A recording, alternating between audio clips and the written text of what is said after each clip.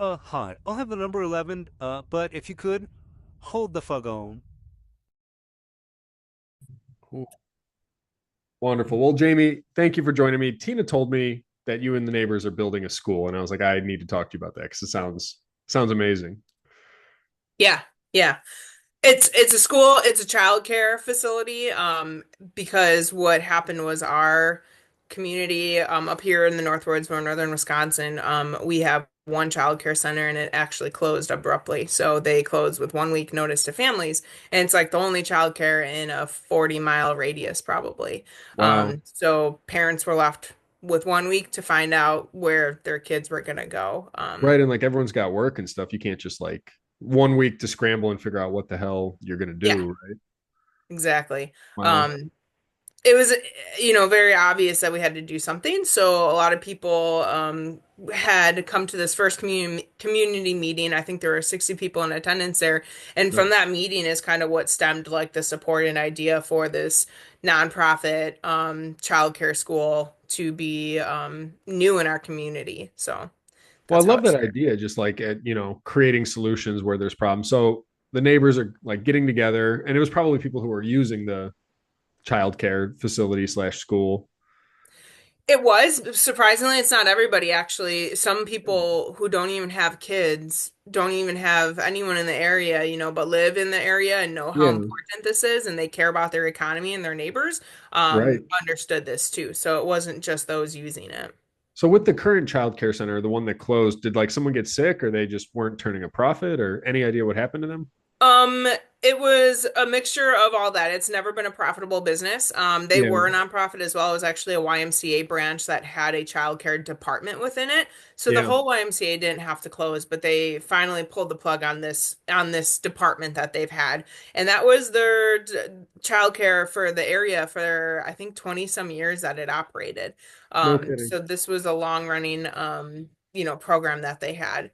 Um, Right. the From there now, that department is no longer there, but we have added this new facility and new program with some of the resources that they had and they were able to pass on to us, but it's its own Mhm. new entity. And the one thing that I think is going to make it successful for our community is being a nonprofit. So childcare Right. is a very broken business model. So in Right. order to keep costs low for families so they can afford it, you can't pay your staff that well. If you want to pay your staff more, to have teachers who are there for careers, not just because they're parents to children who need care and they want to be with them for a few years. Not Right. that there's a problem with that, but if you want these lifelong teachers or people who really are there for the academics of the kids rather than just their children, that model costs more too. So having that with these kids to uh keeping the cost low for the family so that they can afford it. It's hard. Being a nonprofit, we're hoping to gain that community support and Right. donations as well. So when it comes to teachers, there are people who are very passionate about teaching, but it has to make sense for their family too. I mean, we all have bills and children and mortgages, and so like they need to make enough to survive, but if they have the Yeah, inherent passion, it's like we need to make enough to get by still. yeah, exactly. Yeah. So in terms of, so you were telling me right now you're kind of using like a temporary facility, and then like where does it stand as of today? So we're really excited. We actually have a public meeting coming up on Monday to share all this news. And today we are halfway moved into our new facility. We have a lease agreement in place. It's in the basement of one of our community churches. The location is great. It's on a main highway. So it's easy access. Up here is important because we are very spread out in our community, Right. in a Northwoods area. And so that childcare we're hoping to open in the end of March has kind of been our goal, the end of this first quarter. Our job posting is ready to go out. We have our director position approved by the board. We have a full board of directors. We've Wow. received our nonprofit status, which is dated back to be eligible after like November 23rd. So we're a nonprofit. We have that. We have our child care policies written, which Mhm. anyone who's familiar with childcare will know how much licensing and how many details. It's like 40 some pages of policy we had to write Really? for the childcare portion alone. Then an employee manual we had to write. So all of these things the board has been working in writing a budget. That's more relatively obvious. All of that's done and approved by the board, which is really exciting. We have our merchant account up and ready, so we're able to actually receive donations. Wow. We hope to have that page live on Monday as well. And we've already been receiving donations from the community. The Manchester Waters Lions Club, Manchester Waters Alliance, a lot of other foundations and stuff are ready to give as well, which is exciting. And so the next phase after this of being in this basement is to build our own childcare center somewhere. So we hope to only be in the church for 1 to 2 years. Hmm. We have been donated a parcel of land on Highway 51 there to build on, which is exciting. Wow. So we plan to very soon, after we get up and running, kick off the next phase of our campaign and our planning progress here, which will be to fund and build this new facility for this childcare center. That's amazing. There's a lot in there. I mean, I'm thinking about like all the skills that like your community had to learn with like the licensing and the contracts and all. Hmm. I mean, like once you guys pull this off, you'll be unstoppable. It's like, wow, we like Hmm. 100 different skills went into this thing, right? It is, and it's exciting to see, and that's why this nonprofit business model had to work. And Mm. this way, people can give their time as well to this organization because they want it to be successful. So we have financial professionals donating their time to do our taxes and to oversee Oh, like our whole financial budget and advise on it. We have lawyers donating their time to review all of our policies and our bylaws and make sure that, we're going to be in good legal standing when it comes time to be audited. yeah, yeah. We on our board have three childcare professionals. One had an in-home licensed daycare. One was a lead director for like 10 years of a Head Start program, and another was Mm. her entire career. She's retired several times and come back to try and help other childcare facilities and is Right, back helping us build ours too. So with their three expertise in that licensing department and what is required, even just to figure out the room layout of moving into this church basement, how many right, kids can go in each room, which rooms need direct access to outside, how to lay out the entrance and the exits and the fire safety just to get approved building wise too. right. There are a lot of small updates that had to be made to the church. Great. We're very grateful for that partnership because they've been on board with everything. Like, yes, you can change this in the hallway and this in the stairway and all these little tinkering bits to make it so that we can actually welcome kids there soon. So, That's amazing. I'm thinking about all the people rallying around this. I mean, it's just so cool. Like you have a community and there's all these people with different skills, right? The lawyers, the previous, mhm. people with daycare experience, and everyone is bringing to the table what they know how to do. And it's like, oh, this expertise, like everyone, it's like nature, like everything fills in some Yeah. gap and need, right? Yep. Hmm. God, that's unbelievable. And I hope for all these people who are donating time, like the attorneys and the accountants and the tax people, I hope they all can somehow market this too for like, I hope they receive back all the blessings, right? They're like putting out Right. good Yeah. vibes and things. Hmm. So one of the really interesting things Tina was telling me about is your community's vision for the school and just being not just a school and a daycare, but like Hmm. really connected with the actual landscape too, that like Hmm. kids are going to learn in a very hands-on way. I mean, you're in this gorgeous natural area that has just like so much beauty and intricacy and the kids aren't just going to be inside learning. I mean, we're going to, Hmm. just tell me a little bit about that. Yeah, so that's been part of where like I feel like my specialty really helps complement this Right. organization too. And so I'm an ecologist by trade and have always really felt this deep connection to nature and outdoors and a good sense of place outside. So we plan to partner with other organizations like the North Lakeland Discovery Center, which is where I work. And so we have full-time naturalists who that's their job is to connect not just children, but people in general to Mhm. Mother Nature and the outdoors, and in many different ways, not just through hiking and interpretive stuff, but through, different, more creative, arts and creative use of materials and natural dyes and medicinal plants and herbs and Mhm. teas and beyond in art as well and music outside, all of these others, meditations and yogas and forest walks. So not just playing outside in the dirt or learning about the salamanders. So keeping that model like through this, little Little Forest School is why we named it how we did. And there is actual forest school accreditations that you can get to operate as a school that way. Because our community's need right now was childcare. That's the licensing that we're moving forward with. But the model is very similar to these forest schools where we want these kids like in the heart of nature and growing up with that connection and feeling and learning where their sense of place is and what we consider the whole community of life, which is far beyond just what the people are up here. So Right. I really look forward to helping the teachers learn these different techniques and curriculums and exploring and visiting other forest schools to see how they built their outdoor classroom space. How do they build their playgrounds to incorporate this? Mhm. How do they keep their kids outside in the rain, and how do they keep their kids outside in the mosquitoes and just deal with that on a daily basis? Because those are some of Right. the challenges to outdoors that we have that can be really hard for especially the little ones.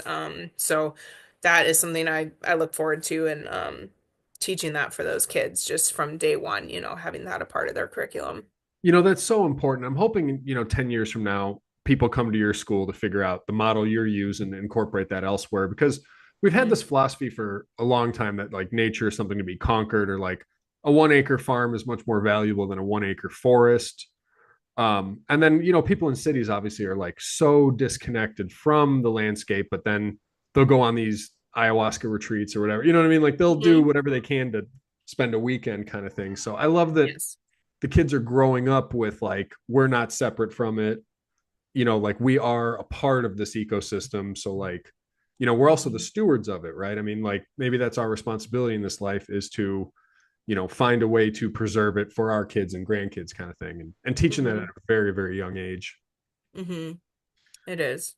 Yeah. No, I absolutely love what you're doing. And some of the coolest, like back in the day in science class, some of the coolest stuff was like go take a water sample and look at it under a microscope, just and see Mhm. all the life that's in a single drop of water out of the creek. And it's Mhm. just, I mean, it's unbelievable how much life Yeah. is out there. You know what I mean? Yeah, where we are in the North Woods, our school, North Lakeland School, has kind of been teaching and adopting these practices forever. And Mhm. actually, the North Lakeland Discovery Center where I worked was kind of the foundation and birth of that was to create this outdoor education place for those kids at school, and Mm. our community. And I just love being able to do these activities with them. Those kids are still coming to our North Lakeland Discovery Center 3 times a year for outdoor education. The Wow. school books 6 full days, fall, winter, and spring, 2 days each. They actually just won a really big award for this whole outdoor education program that they've built over the years. Wow.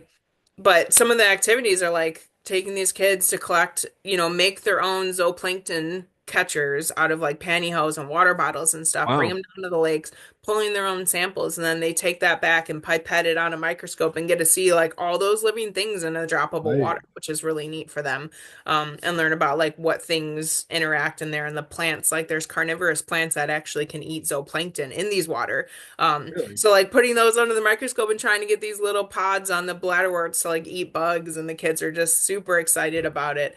Um, but all of that, in that whole model of just like the kids connecting the outdoor world and this is being a part of their life as they're growing up doesn't come easy. And like this community has been so strong at that. And yeah, so the Discovery Center takes our local school, North Lakeland, for 6 days a year, and they do this outdoor education program.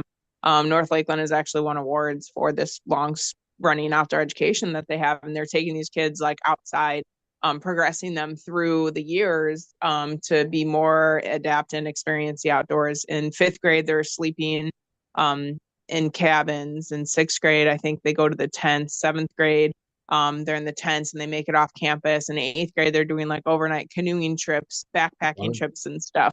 So bringing that even down earlier, and taking these models from the community, through Little Forest School, and just like bringing them up and being raised that way from the beginning is kind of the idea behind it. And that whole program isn't possible without all the different partnerships. It's not just the school or the Discovery Center that's like a part Mhm. of this, but we have the North Woods Historical Society. We have just volunteer professionals like geologists and stuff that take these kids out to teach them different things and on hikes and in different areas. So it's exciting. The libraries do a lot to have all these resources for Little Forest School to begin, finding their place in the community and using these same resources for the littlest ones now, and learning to build new programs off that connect these kids with nature and the outdoors. Sounds absolutely amazing. It sounds like, I mean, you've got all kinds of like extraordinary and interesting and passionate people who are all rallying around this cause and getting on board. And these kids, it sounds like they're going to be doing stuff that is so much cooler than the stuff we did in school. It is. It really is. Like I didn't get to do any of that. Yeah. Yeah. No, I'm very excited for these kids. I think that's so being a daycare. I mean, what's the youngest age you're kind of starting out with? I mean, we're talking like infants and 6 months old up to first grade kind of thing, or well, and that's actually important because that's one of the important partnerships with our schools is they have 4K public program at North Lakeland, and they actually did not have a 3K public program, so that if kids needed care, they were forced to go to this old childcare that we used to have. And the reason being, without a preschool program and without the enrollment of the 3K program of those kids at childcare, we have such big like ebbs and flows in our populations of kids because there just aren't very many people up here, and there's even less young families. We're a very like senior community, so having those young kids in our program is helping be sustainable. So we plan to work with the school still for that. They start at 4K, so most likely kids are going to stop at that 4K age and be up to 4 years old. So from infants, I think they're 6 weeks young is how young they could be. And then up until that, like 3.5, 4 years old. And then they're going to 4K. We've also talked a lot about these summer programs, especially for the younger kids, like 4, 5, 6-year-olds. The YMCA camp that is up here that had the childcare, they have an amazing summer program for kids. And they've been able to adapt a little bit for like the younger kids too, that might have been in their daycare program. But we look forward to being able to offer in the future some summer care for kids as well. So maybe some of those older kids will be at Little Forest School for summer. Right. That's wonderful. And, the YMCA needs to get more credit just for, I mean, all the work they're doing in like so many different communities. But I am thinking, like if you have this infrastructure in place, it could allow more, young families with young kids to come in, right? Because there's so many people who are feeling disconnected, and like there's this giant resurgence in homesteading and like, hey, we need to grow our own food. We need to get some chickens. We should get reconnected. Let's get some acres.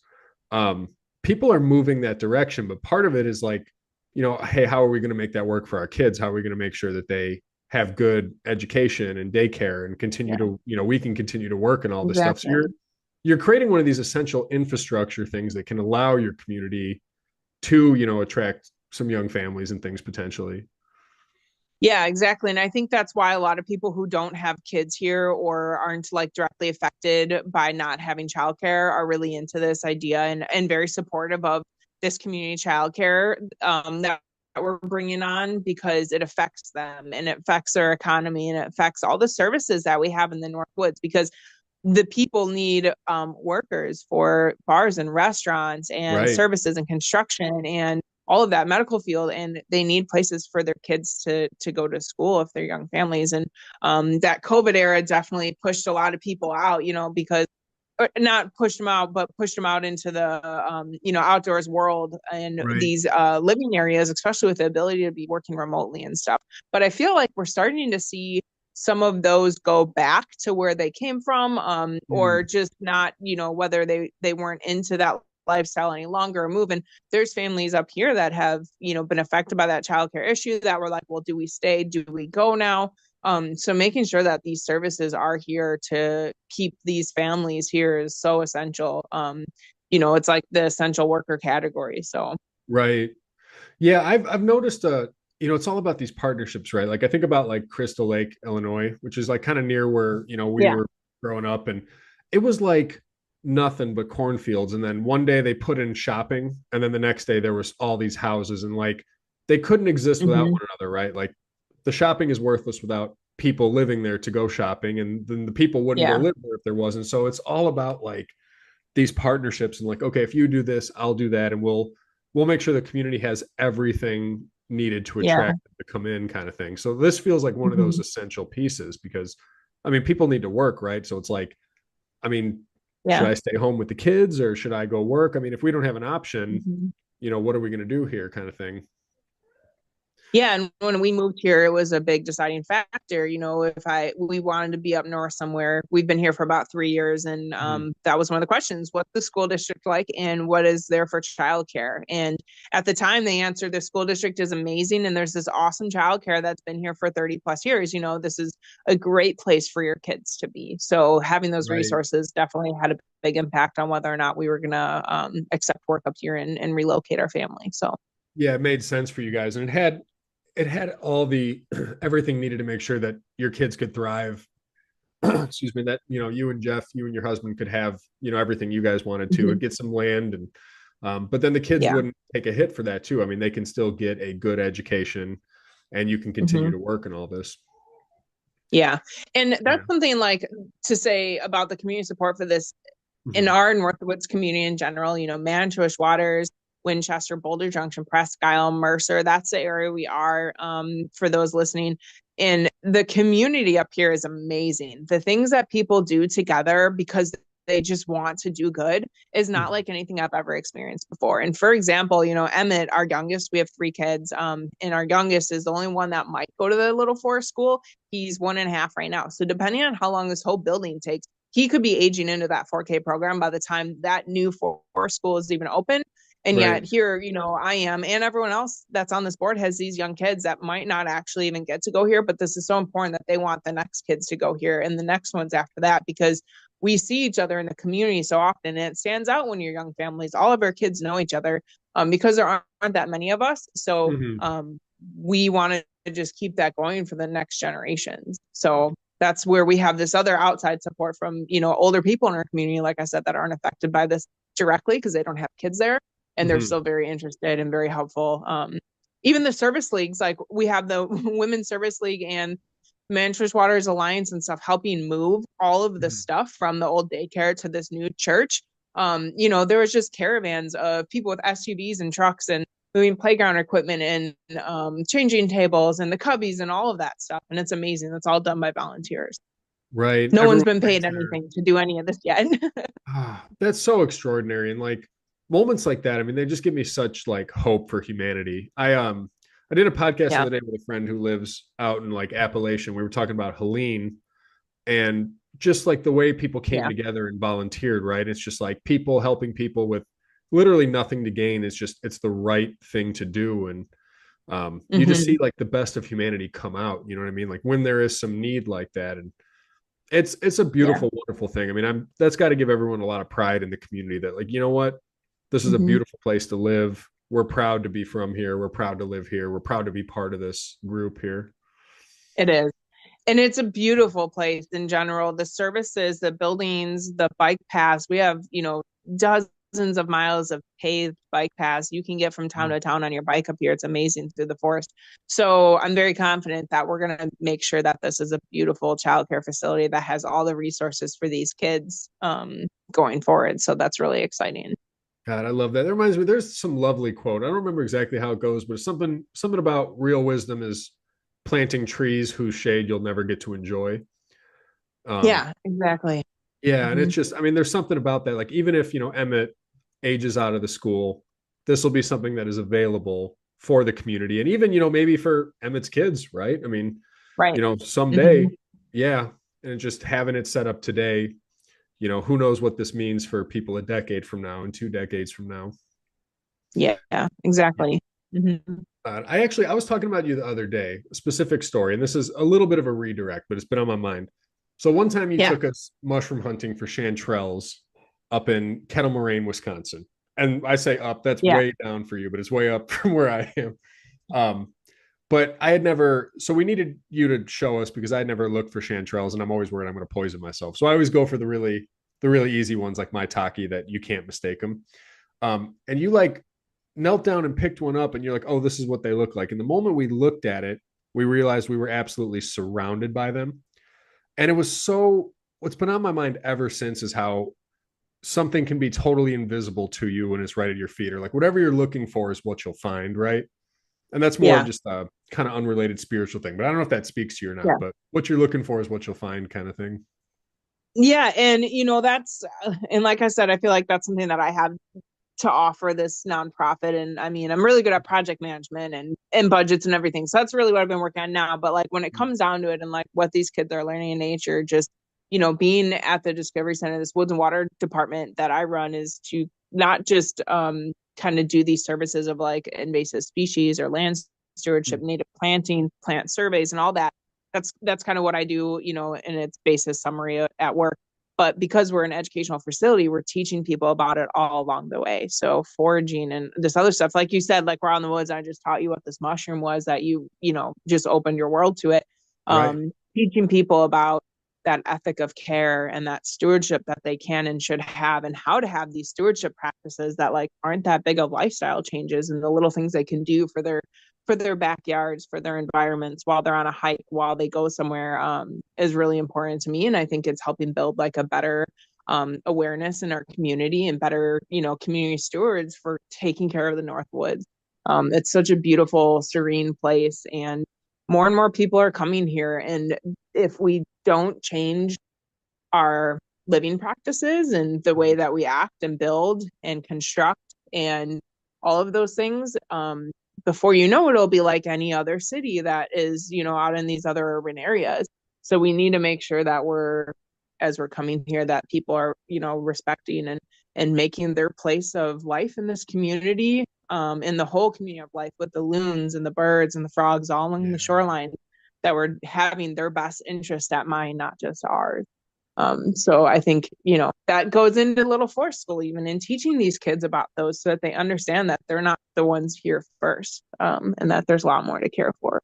We're like this whole the goose that laid the golden egg, that story. I mean, it's such a powerful metaphor for humanity, right? Like people come to an area because it has something beautiful to offer. And then so many people come there, like we always destroy the thing that brought us there in the first place. And I don't know why we do that and don't see it coming. And we always act surprised, like, oh, this place has changed. And we're like, yeah, like, because we changed it. Yeah. Yeah.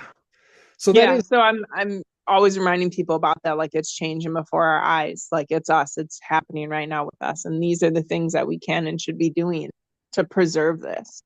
right. And make sure that like, hey, this beauty we get to participate in today will still be available for our kids and grandkids. People we'll never meet will be able to see this, like it's beautiful because it's untouched, right? It's beautiful because it hasn't been logged or developed, because it is just raw, natural land that's, in harmony with like, I mean, I can't even believe like all the niches in nature, right? Like I can't, I think about this all the time. I was like, okay, what came first, a honeybee or a flower? And it was like, they can't exist without each other, right? So how the hell did they come about at the same time? And I mean, everything is leaning on everything all the time in nature. And it is just a perfect system where like everything is doing its specific job and everything gets done, right? Like every creature is just doing what it's built to do, but they all lean on one another.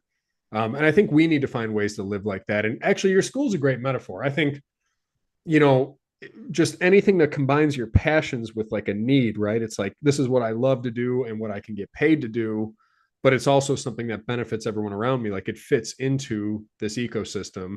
And I think we need to think in those terms, especially when we're like teaching our kids, like, hey, what should you do for a career? Yeah.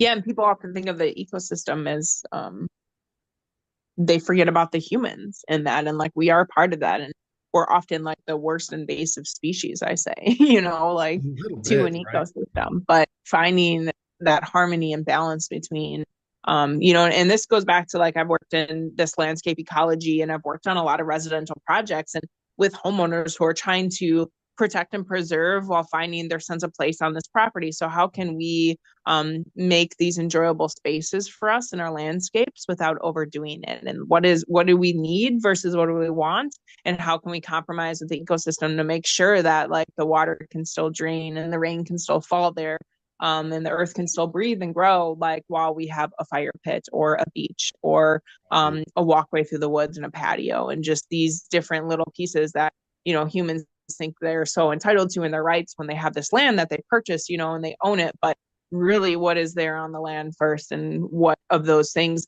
if you're moving up north for the eagles and for the loons and for the, fishing and the walleyes, all of those things you have to consider, like when you inhabit, what is it that you're impacting on all of these aspects, all the way to like the trees on your shoreline. And Right. if you're removing those, it's not just ecology above the shore, but in the water, you're heating your shoreline. Those trees were casting shade. So now if you have warmer shores, like the fish spawning is impacted, and what plants grow along the shore is impacted. So it goes far beyond what people often realize too.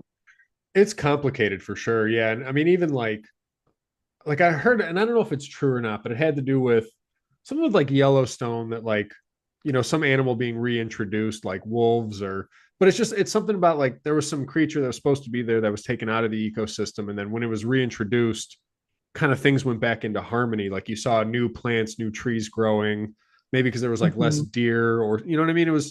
But it's this thing where, yeah, like it's just maintaining that balance, right? And I know like the DNR, this is what they try to do, right? It's like, okay, how many of these things can we hunt? Like what is the right quota per year to keep things in harmony? And obviously there's going to be trial and error, but I do think with your community, I mean, I think when it comes to ecology, it has to start with gratitude, right? Like there's no good stewardship without first being grateful and appreciative for the beauty that it just inherently has, kind of thing, right? Exactly. Yeah. Yeah. So teaching that at a young age. The other thing that occurs to me where, the kids in your community are going to have such, I don't want to say a leg up, but they're going to be set up for success in such a big way, is with health, right? Like if your kids grow up knowing what elderberries are and chaga and, chanterelles and morels and maitakes, eating fresh things, I mean, fresh fish from the river. I mean, they're probably going to have a lifetime of better health than most of the kids in this country. Yeah, that is huge and very important. And that's, some of those like little forest school principles that we hope to have is like teaching them gardening, where food really comes from, like what is the impact of being able to plant these things and eat them at the end of the year. And for these kids, like by the time they're 3, this is going to be part of their daily lives. So that's pretty amazing. Right. They grow up with it and it's all very normal versus, like for me, I've had to learn so much in my 20s and 30s. Like I didn't necessarily grow up with a lot of it, right? Yeah. Yeah, it'll just be baked in for them. So I know like your daughter's in hockey. I mean, there's just probably like a couple kids in the neighborhood and they're all like playing sports together. Like I imagine the families are all very close and everything. Yeah. Yeah, so North Lakeland School District up here is actually the largest square mile school district with the fewest amount of kids in Wisconsin, which is pretty neat. So we accept actually 5 townships or something like that at one grade school, and it's 4K through 8th grade. And there's about 120 kids total from those 5 towns. So there's not many of them. The classes are anywhere from like 8 to 10 kids. The bigger classes might have 18. I think one might have 20 or 22 kids is like a really big class. Yeah. And so it's a very, very strong school that way. And the kids are very interconnected with all of their sports. At the Discovery Center has programs you see them in, the libraries, you're always running into them. The youth center, our town has a free youth center where they've got like a basketball court and the kids are always in there in the wintertime. Nice. So they're all really good friends. And not just that, but a lot of these parents like work together. So I've worked with a lot of parents, whether at the same business or like our businesses have worked together. So it's very close knit that way. That's amazing. I mean, that sounds like more like how things are supposed to be. I mean, I don't know. It feels like a lot of the big towns, like I'm in Murfreesboro, Tennessee. Tina and I, John Charles, were down here, and it's, I think, the 5th biggest city in Tennessee. And I mean, it's like huge. Wow. Right. But I feel like, communities should be connected that way. And everyone can lean on each other, trust each other, grow up kind of a harmonious sort of way, as long as it's very purposeful. Like some small towns seem to go wrong. Right.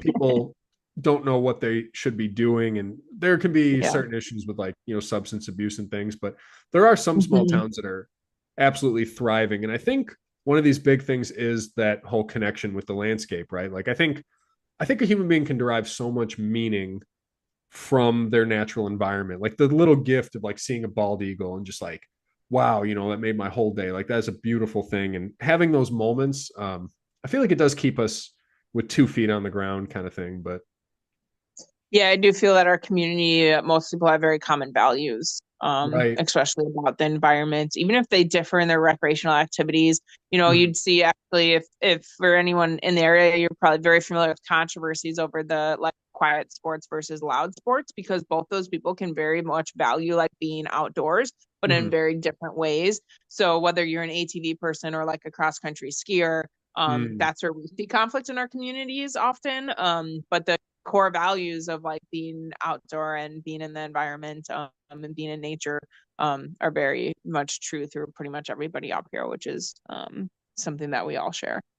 Maybe that's the thing, right? And I know I'm getting a little off track here, but I like Yeah, I've noticed our that's country okay. can't have debates anymore, but it's like almost like there isn't a common foundation. So I love what you said that like, hey, these are people who love the outdoors and appreciate it. So now we're just arguing about what do we want to do outside, but at least we can speak, on the common ground of like, hey, we love the, natural environment we have kind of thing. And Yeah. that common ground seems to be missing in a lot of ways in a lot of places. Yeah, and that's what I love about my job, the North Lakeland Discovery Center really like brings so many of these people together and gets people sometimes who like haven't been able to experience that outdoors or like Mhm. open the world that much to the different ways to experience it aside from going on a hike, to really yeah, learn more about nature and ecology and ways to enjoy that. So let me ask you, the school you were talking about that does fourth grade to eighth grade, I think you were saying, Mhm. demographically, is it mostly Scandinavians, or do you have like Ojibwe kids too, Native American kids? Like, what is kind of the general makeup of all those schools Yeah, put together? so it's 4K. So Wisconsin has public 4K as in like under kindergarten, 4K then Hmm. 5K. So 4K through 8th grade is what they take. Okay, okay. But they are mostly Caucasian kids. There is a Lac du Flambeau tribe near Hmm. us, but they have their own grade school. So while we On the have some of them reservation. and some different diversities, it's not like where we were in like southern Wisconsin where there's lots of mixed diversity. Um, but when these schools actually all feed to Minocqua High School for its Lakeland Union High School, Hmm. and so does several other schools. And getting these kids together before they come to high school together is actually, it used to be called this like inter oh, it was intercultural teaching or something like that, where Hmm. they brought these kids starting at 4th grade together, and they would have Hmm. these events every year where the whole 4th grade that went to Lakeland Union High School got together to do these different cultural things from different backgrounds and all, to just build their community up before they hit high Hmm. school together. And that actually got canceled or dropped from programming due to lack of support some years ago. And there's been talk about bringing that back together because there is a lot of conflict when these kids get to high school together. We're the Hmm. kids from the up north, and then there's the city kids, which is like those that would be in Minocqua with them, and then the tribal kids that are coming from Lac du Flambeau, and it can be very, very hard for the kids then to make friends at that age. Yeah, they're not familiar. They haven't met before, and they come from such different backgrounds that they don't. It takes them a while to Yeah, mix and intermingle and all this.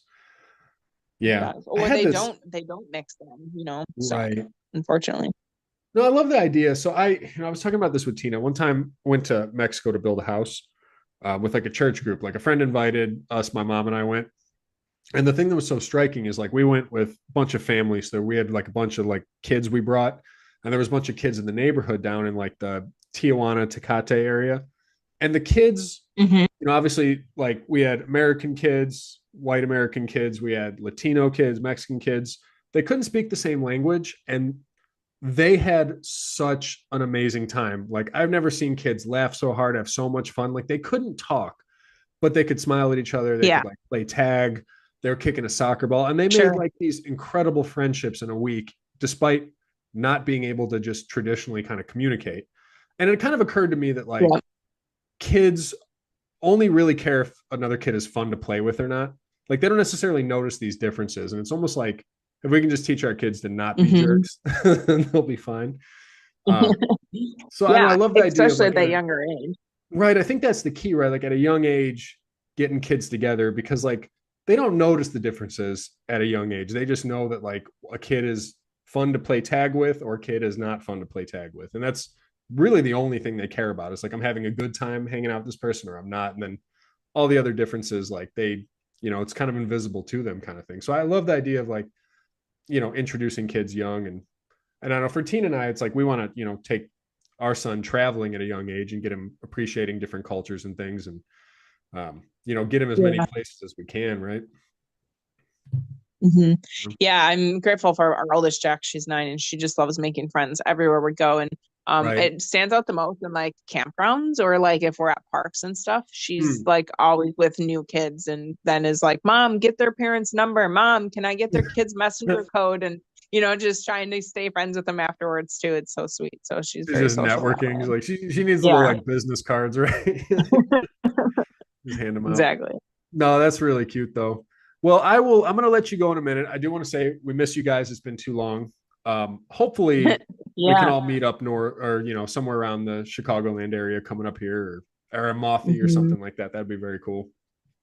Yeah, that would. I look forward to seeing you guys here soon. And if you hadn't heard, Alicia, who's over in Korea right now with army is then restationed near you guys. So I was like, Oh, no definitely kidding. 2026. We're gonna be taking trips, I'm sure, down. We should come down and all hang out down there. So Yeah, do the Gatlinburg thing yeah. again. Rent a big Hmm. cabin and a bunch of shenanigans. That'd be amazing. Yeah. Let me just say, and I want to make sure I really appreciate you coming on here and taking the time to do this. I would like to, if possible, create any value for your community. So, if there's any links or if there's a GoFundMe anywhere that, like, if anyone feels inspired to donate to this project, I'd like to make Yeah. some options available to them in the description for the podcast. Awesome. That would be amazing. Yeah. Like I said, we have this community informational meeting going on Monday where Mhm. a lot of people, we've been talking about this, but we haven't had a community update since we had this meeting the week after the other camp closed. And that Mhm. was in October, I think that they closed or November maybe. So where you have all this new progress and news and a location and land and all these plans to share. And we will have our donation page like live and ready on Monday as well. So I'll definitely give you that information. It would be amazing if you could share it so that if anyone did Yeah. feel inspired to contribute to our cause and support our mission, that would be wonderful. No, yeah. So for anyone listening to this, today's date, it's Saturday, February 8th. I will publish this podcast probably on Tuesday. Then I'll make sure the link is available just so that no one has to like come back and look for it. If they're like, you know what, this is a cool thing. I like cool things. We should vote with our money or, Yeah. whatever it may be. Right. But, yeah, no, I Mhm. absolutely love what you're doing. I appreciate you taking the time to talk to me about it, but I'll make sure this goes live on Tuesday and then the links will be available right in the description. And, anyone who thinks this is a worthy cause, if they're in a position Mhm. to do so, we'll rally around your community and try to do something cool, right? Yeah, and I mean, on the controversy of that, like if anybody has these needs in their community and wants to talk more about just how we came together and some of the foundational things that we set up to get us going and what that work looked like and who was doing what to start a nonprofit or a childcare or like filling this need in your community, feel free to reach out to us too. So I can leave our contact information with you too, Greg, to share as well. So we're always happy to help support others that might have like a same idea or mission. No, that's a very, very valuable point you just made because Tina and I have been talking about this a lot too with like how we want to school our son and it's getting kind of weird in a lot of the public schools and this and that and exploring the Mhm. options. So I think what you're doing right now is going to be you're on the leading edge of a trend that I think is going to kind of explode with like let's reimagine how we do schools. Okay, like a quick example.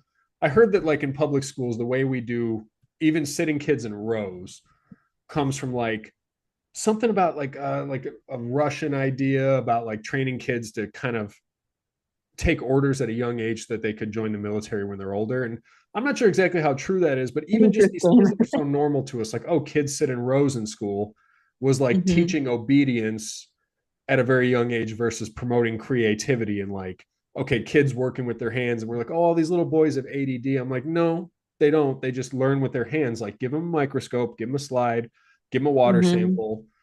So I think And put what them you're outside. doing is I think it's going to kind of go everywhere around this country because we need to kind of reimagine the way we think about school in a lot of ways. Mhm. Yeah. Yeah, there's definitely areas where it's being reimagined that way and very well into practicing already. Like some of those things you said, North Lakeland School, they sit at tables and they change frequently throughout the year. You know, it's always fun. Mhm. Jackson comes home, it's like, I've got new buddies at my table.